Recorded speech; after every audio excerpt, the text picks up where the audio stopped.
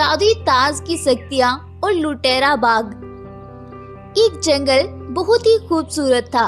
उसके अंदर बहुत से फलों और फूल के पेड़ थे, जो कि उस जंगल को और भी ज्यादा आकर्षक बना रहे थे। और उस जंगल की इस खुशहाली का कारण था उस जंगल का राजा वीरू शेर। वीरू शेर अपने जंगल और जंगल वासियों का खूब ख्याल रखता था, और साथ ही उसके पास एक जादुई ताज था, जो कि उसके पूर्वजों की दी हुई निशानी थी, जिसकी शक्तियों से वह एक रंगीन शेरों की सेना तैयार कर सकता था। उसके इन अनोखे रूपों के बारे में जंगल के सभी जानवर अच्छे से वाकिफ थे, और उन्हें तो उल्टा अपने राजा पर गर्व था कि उनके जंगल के राजा के पास ऐसी शक्तियां थी जो कि उन्हें हर मुसीबत से बचा सकती थी।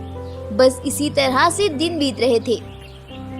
एक दिन सुबह के टाइम वीरू शेर सभी जंगल वासियों को अपनी गुफा पर बुलाता है और उनसे बोलता है, सुनो जंगल वासियों, मुझे आज किसी काम से दूसरे जंगल जाना है। जब तक मैं अपने जंगल वापस ना आऊं, तुम सभी को ही हमारे जंगल का ख्याल रखना है। अपने जंगल वासियों को ऐसा बोलकर वीरू शेर वहाँ से चला जाता है, और गलती से वह अपना जादुई ताज अपनी गुफा पर ही भूल जाता है। जंगल के जानवर भी उस ताज पर ध्यान नहीं दे पाते हैं, और वो भी अपनी अपनी गुफाओं में वापस चले जाते हैं। इसी बीच दूसरे जंगल का एक बाघ वीरू शेर के जंगल में घूमने आता है, और जैसे ही वह वीरू शेर की गुफा के पास पहुंचता है, तो उसकी नजर वीरू शेर के जादुई ताज पर पड़ जाती है। उस जादुई ताज को देखकर बाघ एकदम से उसे उठाकर अपने जंगल की ओर दौड़ पड़ता है। उधर वीरू शेर जब आधे रास्ते में चला जाता है, तो उसे अपना जादुई ताज याद आता है, और वह अपने सभी काम छोड़कर वापस अपनी गुफा में दौड़ता हुआ आता है। लेकिन वहाँ तो उसे कोई ताज नजर ही नहीं आता है। अपने पूर्वजों की निशानी को वहाँ न पाकर वीरू शेर बहुत परेशान हो जाता है, और वह जादुई ताज की पूछताछ करने जंगल में निकलता है। और जंगल में जाकर वह सभी जानवरों को एक जगह इकट्ठा करता है और उनसे पूछने लगता है, अरे सुनो जंगल वासियों, क्या तुमने मेरे जादुई ताज को गुफा से उठाया है?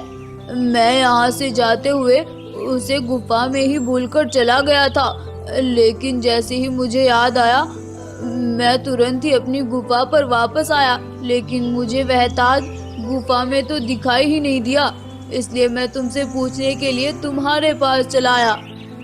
वीरू शेर की बात सुनकर एक गाय वीरू शेर से बोलती है, अरे महाराज, हमने तो गुफा में कोई ताज नहीं देखा। हम तो आपके जाते साथ ही गुफा से वापस आ गए थे महाराज। आप ठीक से याद करिए, कहीं आपने उसे कहीं और तो नहीं रख दिया? नहीं गाय बहन, मैं तो उसे लेकर ही नहीं गया, फिर कहीं और कैसे रख देता? मेरी तो कुछ समझ में नहीं आ रहा है। वीरू शेर अब तो और भी ज्यादा परेशान हो गया था। वह कैसे भी करके अपने ताज को वापस पाना चाहता था। बस इसी टेंशन में उसे कई दिन बीत जाते हैं, लेकिन आज तक भी उसे जादुई ताज के गुम होने का कोई सुराग नहीं मिल पाया था। उधर दूसरे जंगल में उस जालिम बाघ ने जादुई ताज की शक्तियों से जंगल में आतंक मचाया हुआ था। उसने तो उस ताज से सफेद बाघों की एक सेना तैयार कर ली थी, जिसकी मदद से वह जंगल से शिकार मंगा रहा था और जंगल के जानवरों को मार मार कर खा रहा था। उधर वीरू शेर अपने ताज के लिए सभी जंगलों में मारा मारा फिर रहा था। एक दिन रात के टाइम जब वीरू शेर बेचारा थक हार कर अपनी गुफा में आता है, तो उसके पास दूसरे जंगल से एक शेरनी आती है। वह शेरनी वीरू शेर की बचपन की दोस्त थी।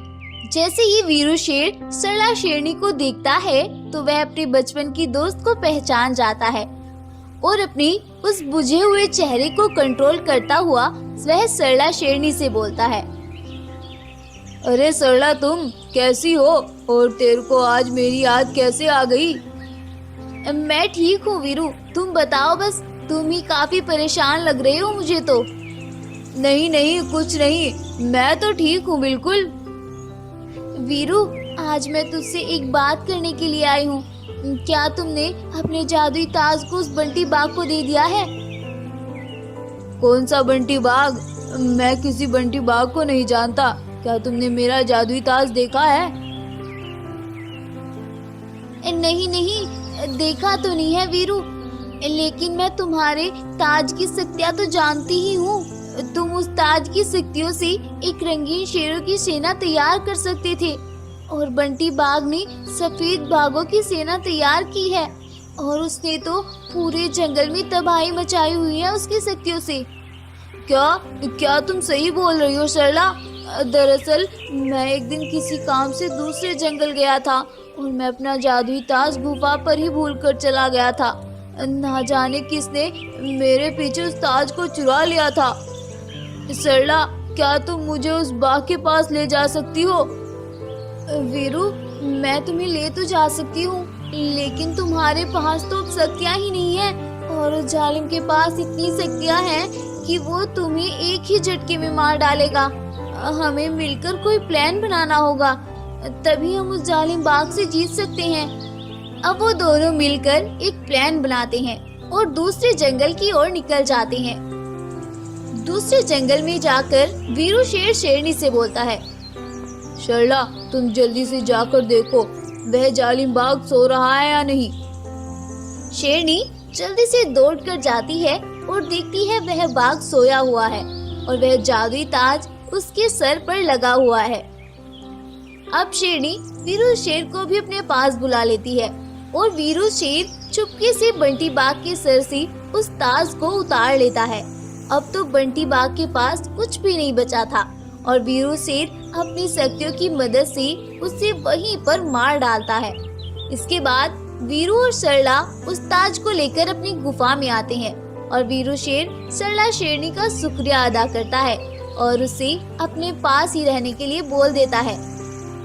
अब वो दोनों मिलजुल कर उस जंगल का ख्याल रखते हैं, और वीरू शेर राहत की सांस लेता है और फिर से उस जंगल में खुशी खुशी रहने लगता है। स्टोरी पसंद आई हो तो इस वीडियो को लाइक, शेयर एंड चैनल को सब्सक्राइब करना बिल्कुल ना भूलें। रूप बदलने वाला जादुई रंगीन शेर, बाघ का पुनर्जन्म और सफेद शेर का जंगल पर कहर। एक बार की बात है, वृंदावन जंगल में बब्बर शेर अपने बेटे रंगीन शेर के साथ रहता था। बब्बर शेर बिल्कुल सफेद रंग का जंगल में सबसे अलग दिखने वाला शेर था, और वहीं उसका बेटा बगीरा भी जंगल का सबसे अलग शेर था। उसके तो रूप कोई गिन ही नहीं सकता था, क्योंकि वो आए दिन अपने रूप बदलता रहता था। ऐसा इसलिए था, दरअसल कुछ साल पहले जब उसका जन्म था तो बगीरा की माँ की डेथ हो गई थी, और वह बेचारा अब बिल्कुल अकेला रह गया और जंगल में इधर उधर भटक रहा था। उसे अपनी माँ की बहुत याद आती थी। इसी तरह से वो एक दिन जंगल में ऐसे ही घूम रहा था और अपनी माँ को बहुत याद कर रहा था। माँ, आप कहाँ हैं माँ? प्लीज मेरे पास आ जाओ माँ, मुझे आपकी बहुत ही याद आ रही है माँ, प्लीज आ जाएं आप। वो ऐसा बोल बोल कर रो रहा था। तभी अचानक से उसकी नजर वहीं पेड़ के नीचे से निकल रही रंगीन शक्ति पर जाती है। उस रंग बिरंगी शक्ति को देखकर बगीरा बहुत खुश हो जाता है, और वह दौड़कर उस शक्ति के पास जाता है और उसे देख देख कर बहुत खुश होने लगता है, और वह अपने सभी गम भूल जाता है। इसी तरह से अब वो रोजाना उस शक्ति के पास आता है और उसके साथ बहुत खेलता है। बगीरा शेर की मासूमियत को देखते हुए वह रंगीन शक्ति एक दिन उसके अंदर समा जाती है। तब से अब तक बगीरा शेर का रंग उस रंगीन शक्ति के कलर के जैसे ही बदलना स्टार्ट हो गया था। अब बगीरा शेर का रंग अपने आप ही किसी भी रंग में बदल जाया करता था, लेकिन कभी भी बगीरा शेर ने अपने इस बदलते रंग का फायदा नहीं उठाया, और ना ही कभी किसी भी जंगल के जानवर को परेशान किया। बगीरा शेर जितना अच्छा था, वहीं उसका बाप उतना ही बुरा भी था। वो जंगल के सभी जानवरों को बहुत परेशान किया करता था। ये बात बगीरा शेर को बिल्कुल भी पसंद नहीं थी। बगीरा शेर बेचारा तो अपने जंगल के जानवरों को खुश देखना चाहता था और वह चाहता था कि उसके बाबा भी ऐसे ही बन जाएं और वो भी जंगल के जानवरों के साथ अच्छा सलूक करें। लेकिन वो कहावत है ना, चोर चोरी करना छोड़ देता है लेकिन हेरा फेरी करना कभी नहीं छोड़ता है। ऐसे ही कुछ सफेद शेर के साथ भी था। वो बगीरा के सामने तो जंगल के जानवरों के साथ मीठा बना रहता था, लेकिन जब बगीरा नहीं होता था तो वह जंगल के जानवरों को बहुत बेरहमी से मारता था। इसी तरह से दिन बीत रहे थे। एक दिन एक हिरन दौड़ती हुई बगीरा के पास आती है और वह बगीरा शेर से बोलती है, बगीरा भाई, वो आपके बाबा ने हमारे जंगल के एक बाघ को बहुत बेरहमी से मार डाला है और वो वहाँ से भाग गए हैं। वो बाघ घायल पड़ा हुआ है, प्लीज आप जाकर उसे बचा ले, उसकी अभी सांसें चल रही हैं, प्लीज बगीरा भाई। हिरन की ये बात सुनकर बगीरा जल्दी से दौड़कर उस घायल पड़े बाघ के पास जाता है, लेकिन जब तक बगीरा वहाँ पहुँचता है तो वह बाघ अपने दम तोड़ देता है। उस बाघ को मरा हुआ देखकर बगीरा वहाँ से वापस आने लगता है कि तभी बाघ का एक छोटा बेटा रोता हुआ उसके पास आता है और वह अपने बाबा को मरा हुआ देखकर रोने लगता है और रोते हुए बोलता है, बाबा ये आपको क्या हो गया, प्लीज उठे ना बाबा, मेरा तो इस दुनिया में एक वाहिद सहारा आप ही थे और आप मुझे ऐसे छोड़कर चले गए। नहीं बाबा उठे प्लीज, आप मुझे छोड़कर ऐसे नहीं जा सकते। उस छोटे बच्चे को ऐसे रोते देखकर बगीरा को अपना बचपन याद आ जाता है और वह सोचता है, अगर ये बाघ मर गया तो इसकी जिंदगी भी मेरी ही तरह वीरान हो जाएगी। मुझे इस बाघ को किसी भी तरह जिंदा करना होगा। ऐसा सोचकर बगीरा आसमान की ओर देखता है और आसमान की ओर देखकर धीमी आवाज में कुछ बोलता है। तभी आसमान से वही रंग बिरंगी रोशनी आनी स्टार्ट हो जाती है और वह उस बाग के अंदर समा जाती है। उस रोशनी के उसके अंदर समाते ही बाघ एकदम से जिंदा होकर खड़ा हो जाता है और वह बगीरा का शुक्रिया अदा करता है। अरे नहीं बाघ भाई, मैंने तुम पर बिल्कुल भी कोई एहसान नहीं किया है। मेरे बाबा ने तुम्हें ये नुकसान पहुंचाया था तो मेरा ये फर्ज था। बाघ भाई, मैं अपने पिता की इन हरकतों से बिल्कुल परेशान आ गया हूँ, प्लीज मुझे माफ कर दो। बगीरा की ये बात सुनकर बाघ बोलता है, अरे बगीरा भाई, मुझे आपके पिता से उनकी इस करनी का बदला तो लेना ही होगा। आज उन्होंने मेरे साथ ये सब किया है, कल वो किसी और के साथ ऐसा ही करेंगे। इतना तक उन्हें उनकी करनी का फल नहीं मिलेगा, वो बाज नहीं आएंगे। अरे लेकिन बाघ भाई, वो मेरे बाबा हैं और तुम मेरे सामने ही मेरे बाबा के बारे में बातें कर रहे हो। नहीं बगीरा भाई, आप गलत समझ रहे हो। मैं तुम्हारे बाबा को मारना नहीं चाहता, बस उन्हें इस गलती का सबक सिखाना चाहता हूँ। तुम फिक्र ना करो, मैं उन्हें कोई नुकसान नहीं पहुँचाऊंगा। बस इसके लिए तुम्हें मेरा साथ देना होगा। मुझे तुमसे कुछ शक्तियाँ चाहिए होगी जिससे मैं अपना रूप बदलकर उन्हें सबक सिखा सकूं। बाघ के ऐसा कहने पर बगीरा उसे कुछ शक्तियाँ दे देता है और बाघ अपने काम पर लग जाता है। वह अपना रंग रूप बदलकर सफेद शेर के पास जाता है और उसे अपना रूप बदल कर खूब डराता है और फिर वहाँ से गायब हो जाता है। सफेद शेर इस अजीब सी शक्ति को देखकर बहुत डर जाता है और वह वहाँ से भाग पड़ता है। रात होने पर फिर से वही बाघ वहाँ पर आता है और फिर से वह अपने रंग बदलने स्टार्ट कर देता है। अब की बार सफेद शेर डरते हुए बोलता है, कौन हो तुम? सफेद शेर को ऐसे डरते हुए देखकर बाघ बोलता है, मुझे नहीं जानते। आज सुबह जिस बाघ को तुमने मार डाला था, मैं उसी की आत्मा हूँ और अब मैं तुमसे तुम्हारे जुल्म का बदला लेने आई हूँ। अब तुम देखना मैं तुम्हारे साथ क्या करती हूँ। तुम्हें इतना तड़पाऊंगी कि तुम अपनी मौत की भीख मांगोगे और तुम मेरा कुछ भी नहीं बिगाड़ पाओगे। सफेद शेर बाघ की बात सुनकर बहुत डर जाता है और वह माफी मांगने लगता है। अरे प्लीज प्लीज मुझे माफ कर दो। मैं तुमसे माफी मांगता हूँ। आज तक जितने भी मैंने पाप किए हैं उन सभी के लिए आपसे माफी मांगता हूँ और आज के बाद मैं कभी भी कोई गलत काम नहीं करूँगा। प्लीज आप मुझे एक बार माफ कर दो। सफेद शेर को ऐसे गिड़गिड़ाते देखकर बाघ बोलता है, अगर तुम अहद कर रहे हो तो ठीक है, लेकिन तुम आज के बाद जब भी कोई गलत कार्य करोगे तो मुझे तभी पता चल जाएगा और फिर मैं तुम्हें माफ नहीं करूँगा। ये तुम्हारे लिए लास्ट चांस है। बाघ ऐसा बोलकर वहाँ से गायब हो जाता है और सफेद शेर उस नकली आत्मा से बहुत डर जाता है। इसके बाद वो कभी भी कोई गलत काम नहीं करता है और सभी जानवरों के साथ बहुत प्रेम से रहता है। अपने बाबा के सुधरने के बाद बगीरा बाघ का शुक्रिया अदा करता है और उससे बोलता है, बाघ भाई, अब से ये सत्य तुम ही रखो। मुझे लगता है तुम बहुत ही नेक हो और मुझे उम्मीद है कि तुम कभी भी इन शक्तियों का कोई गलत इस्तेमाल नहीं करोगे और किसी को भी नुकसान नहीं पहुंचाओगे। ऐसा बोलकर बगीरा वापस अपनी गुफा में आ जाता है और बाघ अपनी गुफा में चला जाता है और वो सभी उस जंगल में एक नई जिंदगी की शुरुआत करते हैं और खुशी खुशी उस जंगल में रहने लगते हैं। सुंदरवन जंगल का राजा शेर खान एक अद्भुत सफेद शेर था। वह बहुत ही सुशील और ताकतवर भी था। शेर खान के होते हुए जंगल के जानवरों को कोई परेशानी नहीं थी। शेर खान ने एक सफेद शेर की सेना बनाई हुई थी जिसका राज शेर खान के अलावा कोई भी जंगल का जानवर नहीं जानता था। एक बार रात के समय सभी जानवर अपनी अपनी गुफाओं में सोए हुए थे। तभी जंगल में एक आग का गोला आकर गिरता है और देखते ही देखते वहाँ एक जादुई सुनहरा दरवाजा प्रकट होता है।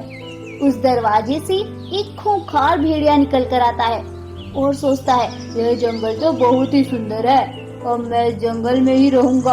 अगर कोई जानवर मेरा हुक्म नहीं मानेगा तो वह मेरा कहर देखेगा। सुबह होने पर सब कुछ नॉर्मल था। जंगल के सब जानवर अपने अपने कामों में लगे हुए थे। तभी लोमड़ी दौड़ती हुई वहाँ पर आती है और शेर खान से कहती है, महाराज, हमारे जंगल में कल रात कुछ अप्रिय घटना हुई है। क्या आपको पता है जंगल में क्या हुआ है? नहीं लोमड़ी, मैं तो नहीं जानता हमारे जंगल में क्या हुआ है। क्या तुम जानती हो क्या हुआ है जंगल में? नहीं महाराज, ये तो मैं भी नहीं जानती, मगर जंगल में तालाब के पास कई जानवर मरे पड़े हैं। हमारे जंगल में तो ऐसा पहले कभी नहीं हुआ है और जंगल में एक जगह आग भी लगी हुई है। मुझे तो कुछ अनहोनी की आशंका लगती है महाराज। फिर शेर खान लोमड़ी के साथ तालाब के पास जाता है। वहाँ तो सच में ही कई जानवर मरे पड़े थे। ये देखकर शेर खान सोचता है, जरूर कुछ गड़बड़ है। मुझे जल्द से जल्द इस घटना के बारे में पूरी डिटेल पता करनी होगी। तब शेर खान लोमड़ी से कहता है, सुनो लोमड़ी, इस खबर को तुम अपने पास तक ही रखना। हम दोनों मिलकर इस घटना के बारे में पता करेंगे। उधर वह खूनी भेड़िया अपनी गुफा में आराम से लेटा हुआ था। रात हो जाती है और वह खूनी भेड़िया फिर से जंगल में तबाही मचाने निकल जाता है। वह फिर से जंगल के कई जानवरों को मार देता है और अपनी गुफा में आकर फिर से सो जाता है। सुबह होने पर शेर खान को लोमड़ी फिर से वही बात बताती है। ये सुनकर शेर खान परेशान हो जाता है और लोमड़ी से कहता है, सुनो लोमड़ी, लगता है जंगल में कोई खूनी जानवर घुस आया है जो जंगल के जानवरों को इतनी बेरहमी से मार रहा है। तुम और मैं आज उस जानवर को तलाश करेंगे। फिर वे दोनों उस खूनी भेड़िए को तलाश करने जंगल में निकल जाते हैं। सुबह से शाम हो जाती है। लोमड़ी और शेर खान उस जानवर की तलाश में जंगल के कोने कोने को तलाश कर रहे थे, मगर उन्हें कोई सुराग नहीं मिल सका था। तभी लोमड़ी की नजर उस खूनी भेड़िए की गुफा पर पड़ती है और वह उस भेड़िए को देखकर तुरंत समझ जाती है कि ये ही वह दरिंदा है जो जानवरों को इतनी बेरहमी से मार रहा है। तब लोमड़ी शेर खान के पास जाकर पूरी बात बताती है। हमारे जंगल में एक खूनी भेड़िया घुस आया है जो मैंने पहले कभी इस जंगल में नहीं देखा है महाराज। ये सब उसी का काम लगता है मुझे। रात हो जाती है। वह खूनी भेड़िया फिर से जंगल के जानवरों को मारने निकल जाता है। तब शेर खान भी उसके पीछे पीछे छिपते हुए चलता रहता है। अचानक वह भेड़िया रुक जाता है और एक मानव बाघ का रूप लेकर आगे बढ़ने लगता है। शेर खान ये देखकर काफी हैरान था कि आखिर ये क्या बला है। फिर वह मानव बाघ जानवरों को मारने लगता है। शेर खान वहाँ से निकल जाता है और सुबह होने पर सफेद शेर की सेना के पास जाता है और कहता है, आज मुझे तुम्हारी जरूरत है। तुम सब अपनी अपनी शक्तियाँ लेकर आज रात मेरे साथ चलोगे। रात होने पर शेर खान सफेद शेर की सेना को अपने साथ लेकर उस शैतान भेड़िए की गुफा के पास पहुंच जाता है और वह भेड़िया रात होने का ही इंतजार कर रहा था। फिर वह शैतान भेड़िया जंगल में निकल जाता है। सफेद शेर भी अपनी सेना के साथ साथ उसके पीछे पीछे चलने लगता है। कुछ दूर चलने के बाद वह भेड़िया फिर से एक मानव बाघ का रूप ले लेता है। तभी सफेद शेर अपनी सेना के साथ उस मानव बाघ के सामने जाकर खड़ा हो जाता है और कहता है, तो तुम हो जिसने जंगल में आतंक मचाया हुआ है। आज मैं तुझे ऐसा सबक सिखाऊंगा कि तू हमेशा याद रखेगा। तू क्या मुझे सबक सिखाएगा सफेद शेर? तू अपनी सेना पर इतना घमंड मत कर और चुपचाप यहाँ से निकल जा, नहीं तो मैं आज सबसे पहले तुझे और तेरी सेना को ही खत्म करूँगा। फिर सफेद शेर अपनी सेना के साथ उस मानव बाघ पर जादुई शक्तियों से हमला कर देता है और वह मानव बाघ बहुत ज्यादा शक्तिशाली था। सफेद शेर की सेना भी उस मानव बाघ के आगे टिक नहीं पा रही थी। अब शेर खान कमजोर पड़ गया था। तब शेर खान मन ही मन किसी चमत्कार की आशा कर रहा था। तभी आसमान से कुछ शक्तियाँ आती हैं और सफेद शेर की सेना मिलकर एक जॉइंट लॉयन में बदल जाती है। ये सब देखकर मानव बाघ बहुत डर जाता है और वहाँ से भागने लगता है। तभी वह जॉइंट लायन उस मानव बाघ को एक पिंजरे में कैद कर देता है और फिर से नॉर्मल व्हाइट लायन में बदल जाता है। सुबह होने पर सभी जानवर उस मानव बाघ के चारों तरफ खड़े हो जाते हैं। तब शेर खान कहता है, ये ही है वो जालिम जो रूप बदलकर हमारे जंगल के जानवरों को मार रहा था। अब ये इस पिंजरे से कभी बाहर नहीं निकलेगा। अब तुम सब चैन से इस जंगल में रह सकते हो।